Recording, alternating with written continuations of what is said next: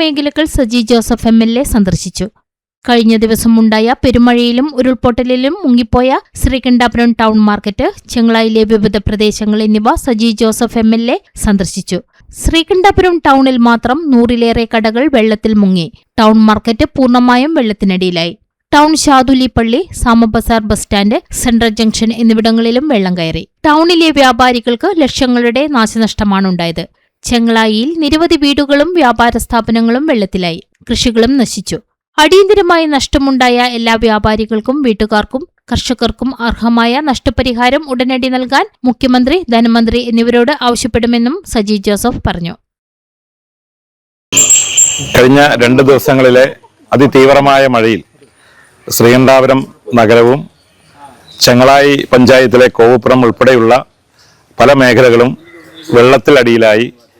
നിരവധി വീടുകൾക്കും സ്ഥാപനങ്ങൾക്കും വ്യക്തികൾക്കുമൊക്കെ ഏറെ നാശനഷ്ടങ്ങൾ വിതച്ചിരിക്കുകയാണ്. ഈ സംഭവ സ്ഥലങ്ങളൊക്കെ തന്നെ സന്ദർശിച്ചു.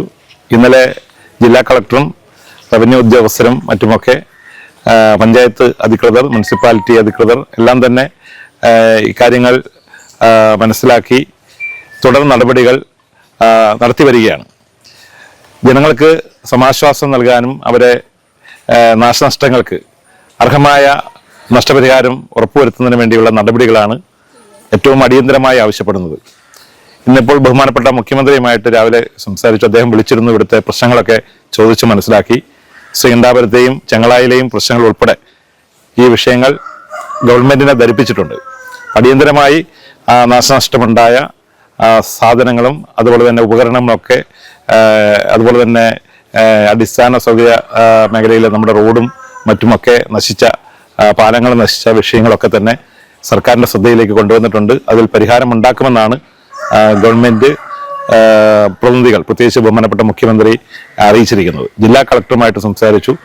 ഈ പ്രദേശങ്ങളിലെ വിശദമായ നാശനഷ്ടങ്ങളുടെ റിപ്പോർട്ട് തയ്യാറാക്കി അടിയന്തരമായി അത് സർക്കാരിന് കൈമാറണമെന്നും തുടർ നടപടികൾ സ്വീകരിക്കണമെന്നും ആവശ്യപ്പെട്ടിട്ടുണ്ട്.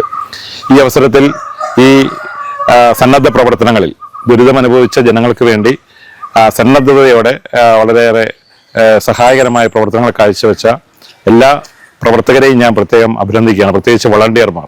ഇന്നിപ്പോൾ ഇവിടെ ചെങ്ങളായി നിൽക്കുമ്പോൾ വൈറ്റുകാട്, അതുപോലെ തന്നെ സജ്ജം എന്ന പഞ്ചായത്തിന്റെ വളണ്ടിയർ ഗ്രൂപ്പ്, അങ്ങനെ ആശാ വർക്കർമാർ ഉൾപ്പെടെയുള്ള നമ്മുടെ സർക്കാരിന്റെ സംഘടനകളും ഹെൽത്ത് ഡിപ്പാർട്ട്മെന്റിന്റെ സംഘടനകളും ഉൾപ്പെടെ അവരെല്ലാം വളരെ സജീവമായി പ്രവർത്തനത്തിൽ നിൽക്കുകയാണ്. ശ്രീകണ്ഠാപുരം മുനിസിപ്പാലിറ്റിയിലും അവിടെ വളണ്ടിയർമാരും തൊഴിലാളികളും ജനപ്രതിനിധികളും, ഇവിടെ ചെങ്ങളായിലും ഉൾപ്പെടെ ജനപ്രതിനിധികൾ അവരുടെ നേതൃത്വത്തിൽ കൂട്ടായ പ്രവർത്തനം, കക്ഷി രാഷ്ട്രീയത്തിനതീതമായ എല്ലാ സംഘടനകളും, അതിൽ രാഷ്ട്രീയമൊന്നുമില്ല, എല്ലാവരും സഹകരിച്ച് മുന്നോട്ട് പോവുകയാണ്. ഞാൻ അവരെയൊക്കെ പ്രത്യേകം അഭിനന്ദിക്കുകയാണ്.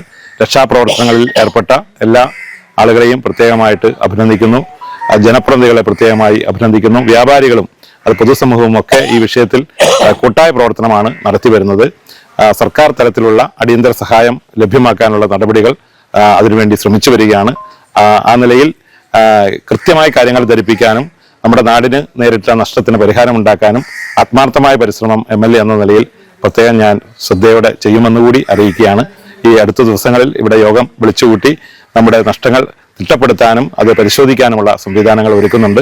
ശ്രീകണ്ഠാപുരം മുനിസിപ്പാലിറ്റിയിൽ നാളെ യോഗം വിളിച്ചിട്ടുണ്ട്.